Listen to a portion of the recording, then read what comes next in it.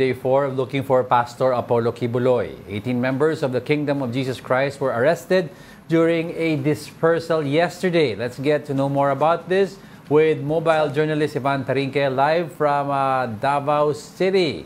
Ivan, thank you for joining us. Bakit daw inaresto ang mga KOJC members kahapon?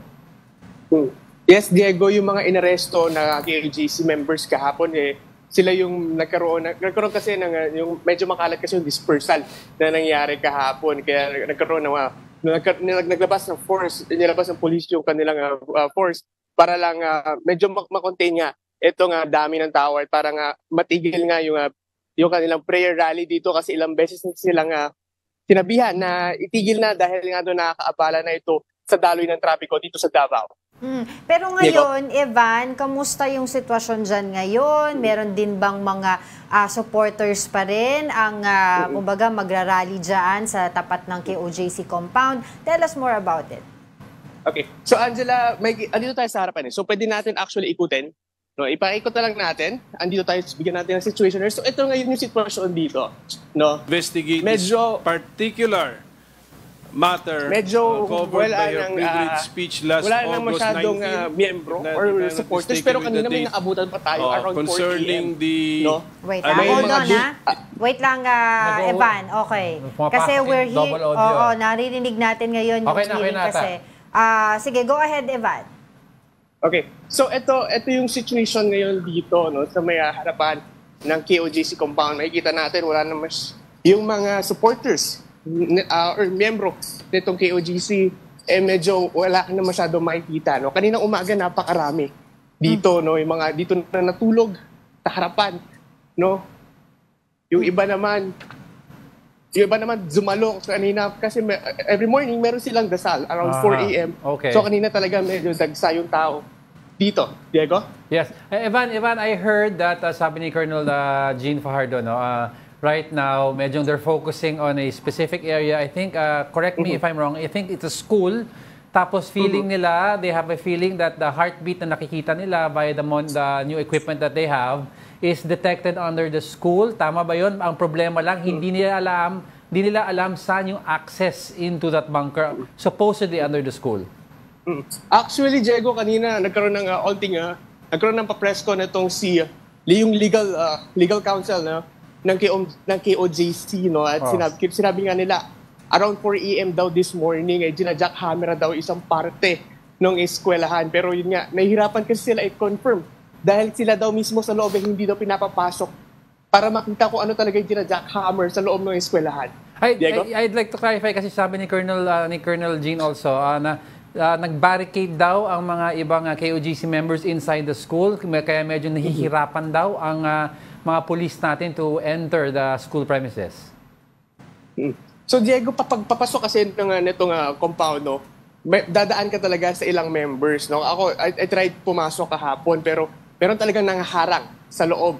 No? Pero in terms of naman yung sa loob ng eskwelahan mismo, hindi natin na-confirm kanina nung sa press ko ng kanilang legal counsel kung ano ba nangyayari. Ang sinasabi nga nila is sila mismo, yung nasa loob mismo daw ng eskwelahan, ay hindi nila nakikita yung mismong nangyayari doon sa jackhammer nga daw kaninang alas 4 ng umaga. Okay, Diego? okay. Oo. Evan, tanong ko lang din kasi iba-iba yung marami daw entrance at saka exit dyan, diba? Sa buong compound ng KOJC. And we've seen a lot of footages yesterday, mga videos na dun sa ilang entrance na yon ay may mga police. No? Can you tell us more about it kung may mga, ngayon pa rin ba may mga nagpupumilit na mga members ng that religion na pumasok at labas doon sa area? Kamusta ngayon ang sitwasyon doon ngayon? Okay, so Angela, ito medyo malapit na kasi tayo sa harapan ng isa doon sa gates dito sa may kung kanilang compound. May kita naman natin, ito andito pa rin yung damang-dama pa rin yung police na visibility dito. Actually, ito yung mga monoblock chairs na pinag-estayan ng ilang mga miyembro, no. At sa likod naman nitong itong barricade ng police na to, yung ibang members hindi na talaga pinapapasok. Yung iba para makadaan lang sa daanan nito, hinihingan nila ng ID. And yes, Angela. Yeah, ilang porsyento na daw, kung meron kang impormasyon na Evan, ilang porsyento na daw ngayon ng mga pulis, ang otoridad doon sa in terms doon sa kanilang paghahalughog diyan sa loob ng KOJC compound? Angela, in terms of percent, actually ito galing to sa KOJC, binigyan nila tayo ng numbers kanina. Sabi nila Sabado pa lang daw nahalughog na daw ng pulisya itong kanilang compound, Saturday morning pa lang daw. Pagdating nga doon ng alas 3, nagpapahinga na daw yung ibang mga pulis.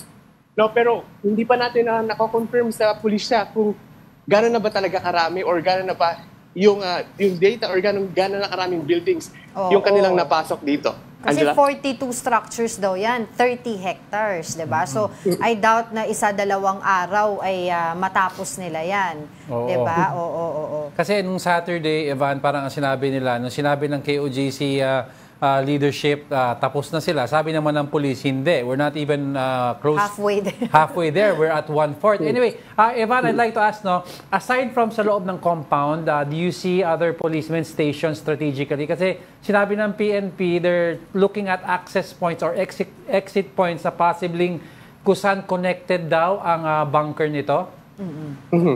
So, Diego, di sa loob nga, medyo hirap nga yung access natin sa loob. Pero kanina nakausap nga natin na yung kanilang legal counsel na they're making or pinag-uusapan na nila kung ano ba yung possible ways na pwede makapasok yung media sa loob. Yun nga yung inaantay naming update within this day. Baka within this day makapasok na kami.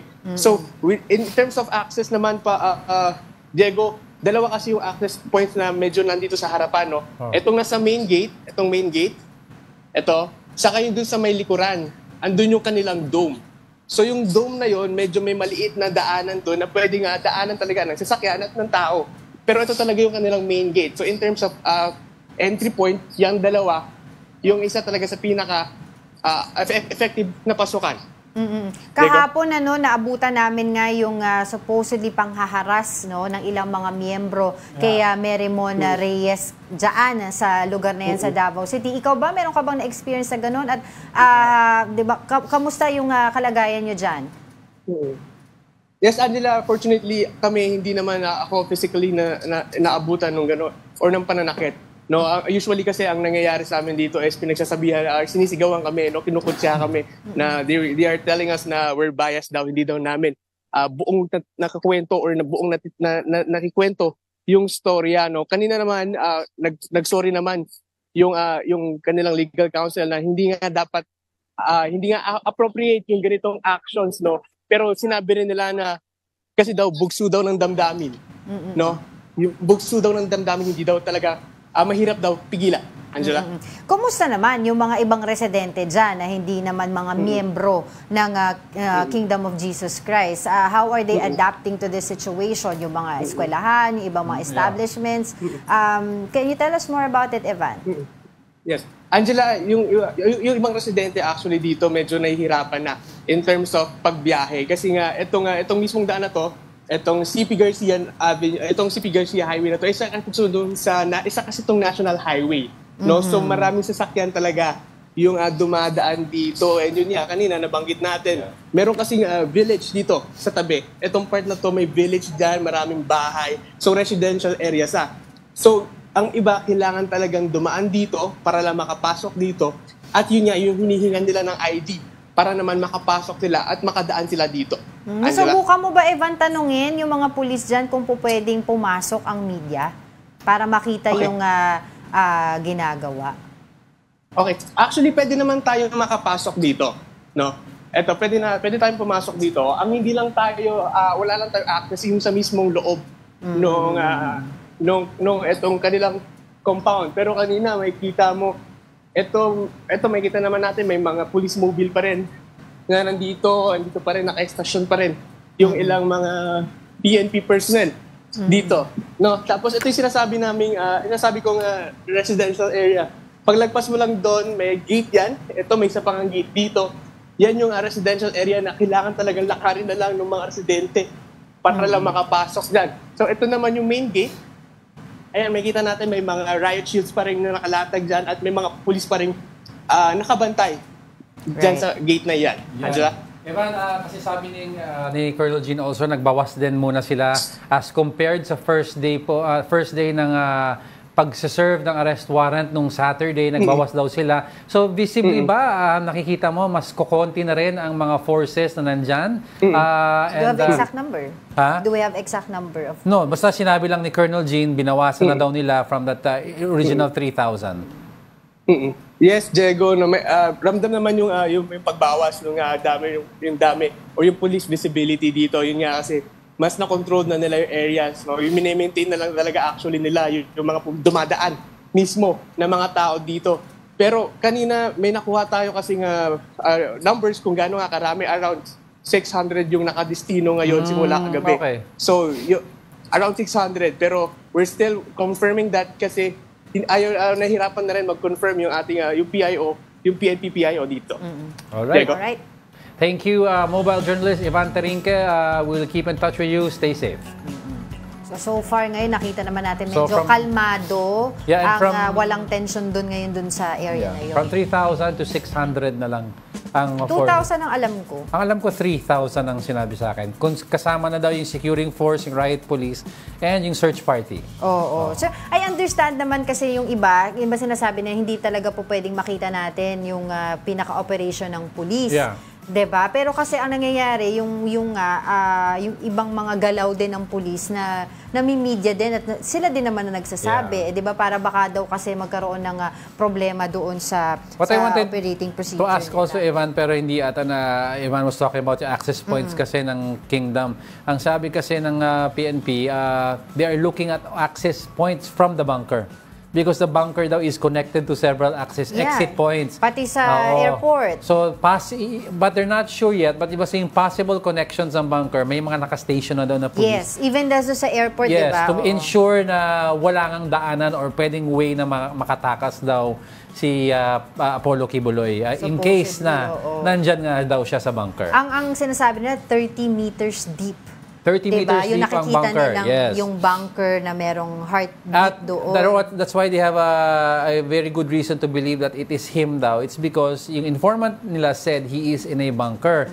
And when they checked out sa area na kung saan tinuro ng informant, may heartbeat nga doon.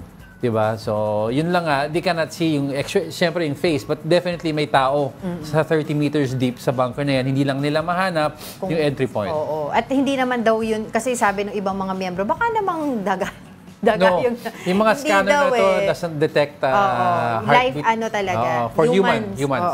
Pero yun, nangaabangan natin dun sa iba pa mga pangyayari dyan sa KOJC compound. Babalikan natin later on yung ibang nating mobile journal na nakadestino dyan. For more updates. Pero yun nga sinasabi ng iba yesterday, may mga supposedly fillers na daw, surrender fillers mula sa kampo ni Pastor Apollo Kibuloy. According sa PNP. But, dininay po yan ng kanyang legal counsel. Tignan lang natin. Ito na sila, iba-iba ang kwento nila. Oo.